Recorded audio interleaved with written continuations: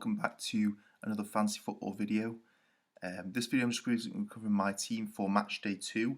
But just before I get into that, I thought I'd just have a quick run through of how my team did in the first match day. It was an okay score of 62, which is not bad at all. And personally, in a tournament style game like Euro fantasy football, I would be trying to average at least 70 points a game. But I know if I was to average 60 points a game in fantasy football, I'd be more than happy with that. But yeah, it was a decent score. I think some of the players that performed well for me, which are good punts, were Yarmolenko. I think that was a really good punt.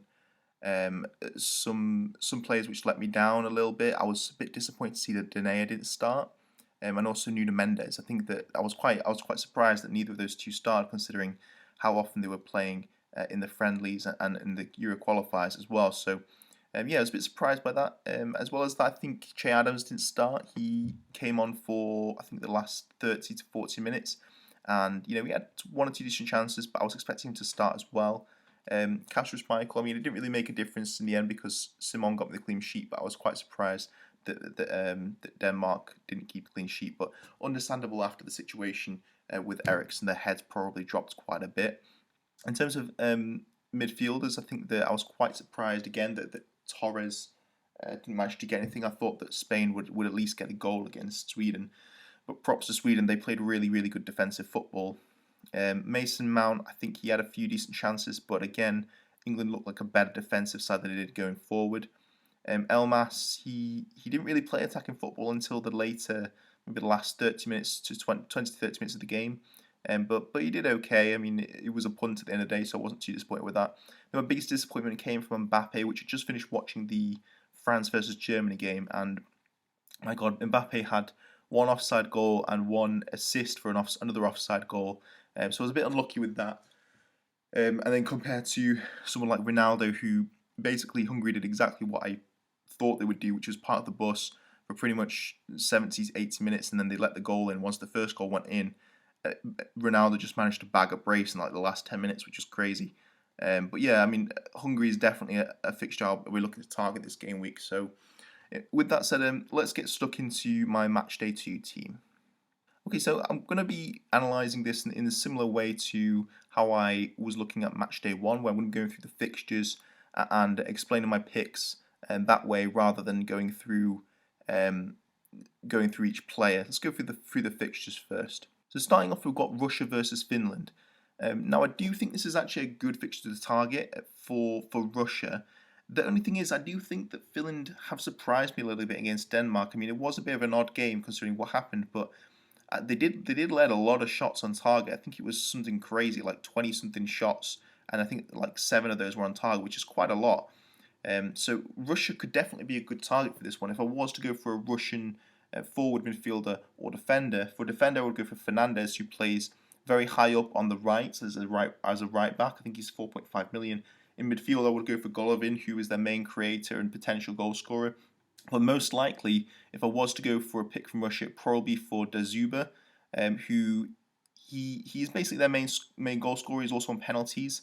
Now, having said that, there is a lot of competition for forward spots. So even though I do think he is a good pick, I would personally just avoid the Russia-Finland fixture because I think it's a little bit too unpredictable. You never know. Finland could be the Iceland of this tournament, and also there's also a lot of competition for the spots in midfield and the forward position. I should say just before I get into this that I have actually activated my limitless chip, so I'm going to be keeping that in mind. It's that there's no budget limit in this, so I can pretty much choose any players I want. So this is mainly going to be a video specifically for a limitless style team. And with that said though, let's just quickly move on to Turkey versus Wales. Now I do think this is one to target, simply because I do think that Turkey surprised me a little bit in terms of how many goals they let in. I wasn't expecting to let in 3 goals, but I think that one of the main reasons for that is how weak they are in the fullback position. Now, I do think Turkey have a great centre-back partnership and a decent goalkeeper, but in the fullback position, they looked very, very vulnerable, which is why I'm either going to be targeting Daniel James or Gareth Bale. Now, I know Daniel James has got great pace and can really attack teams on the counter, but I just don't see him scoring goals, really. But with Gareth Bale, even though he wasn't really prolific at all and was pretty much non-existent in the first game against Switzerland, I feel like he can still pop up with a brace or even a hat trick at any point in this tournament. He is going to be looking to carry Wales and get that 3 points. So, with that said, I've gone with Gareth Bale. I think that Gareth Bale is a really good pick for this fixture, especially for the captaincy option as well. I just fancy him to maybe get a goal or two, and really that's what I'm after from my midfielders. I mean, not a single midfielder in the first match day got a two goals, but if they had done, they would have easily been this top scorer for that match day. So I really want to target midfielders who are going to get goals, and I've just got a feeling that maybe Gareth Bale will turn up in this tournament. Now, with that said, moving on to Italy versus Switzerland, this is a bit of competition for captaincy spot, but I do think Italy will still comfortably beat Switzerland, which means that I think they're definitely a team that you want to be targeting. This fixture is a great one to target, both in pretty much every position. The only one I would again not target is the forward position, simply because even though Immobile did pretty well in the first match day, and I do think he can score goals, there's a lot of competition for that forward spot. And when you've got good options from Italy in the midfield, there's no real need to go for him. So I would personally go for the likes of Insigne or potentially Berardi, but I would prioritise Insigne because he looked like he was getting the better chances in the first match day. So for Italy versus Switzerland, I wouldn't go for a Swiss defender. I think also a Swiss any Swiss players, simply because I think that Italy will win this game, and also I don't think they'll concede. So I think it's a pretty one-sided fixture in this case. I would definitely target Italy players. Moving swiftly on, got Ukraine versus North Macedonia. Now, North Macedonia, I was expecting them to show up a little bit more against Austria, but defensively they looked incredibly vulnerable. I think that Austria had a lot of shots on target. I mean, they could have easily scored 4 or 5 goals. And Ukraine, even though they also look defensively vulnerable, they look like they can score goals, and they've definitely got a good option in midfield in Yarmolenko, and that's really who I'm going to be targeting. I think he's also on penalties as well. I think that Yarmolenko is their star player. He's got an absolute screamer. I would also potentially target Yarenchuk, but again, forward spots are definitely in high competition, so I would keep an eye on potential forward spots and see if you can squeeze him in, but perhaps it's better to go with Yarmolenko when he's also a good midfield option. So yeah, I'd definitely target Ukraine.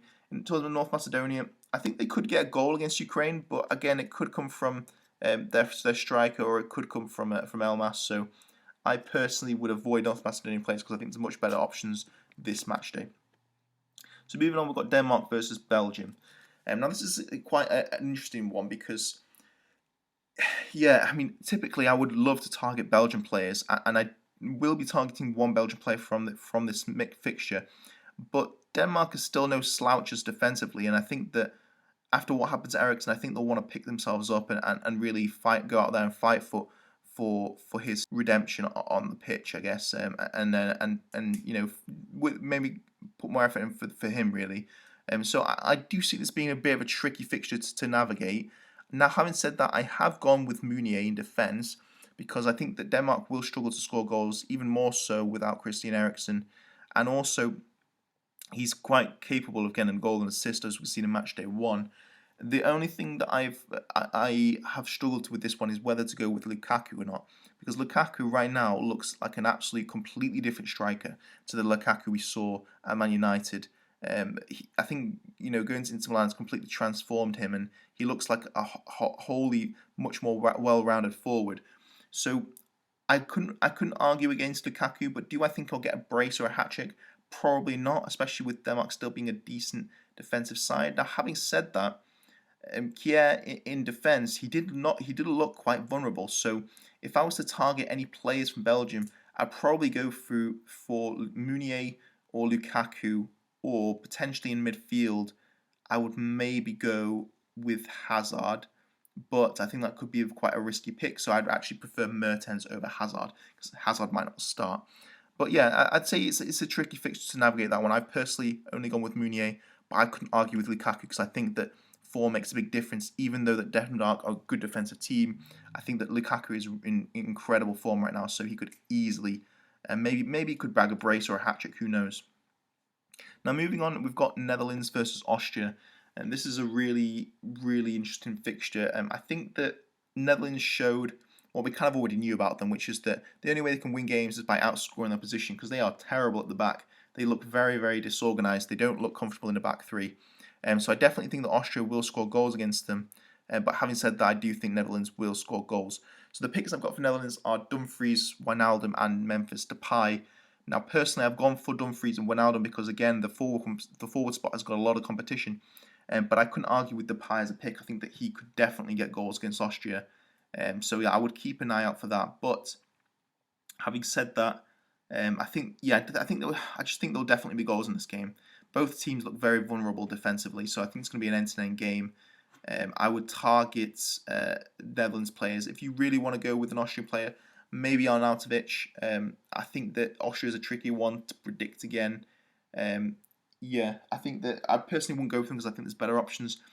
But Netherlands, I would definitely target Wijnaldum. He looked like the most likely to get a goal from their side. But also, having said that, I think that there are a lot of options in midfield. But I've personally gone for Dumfries and Wijnaldum.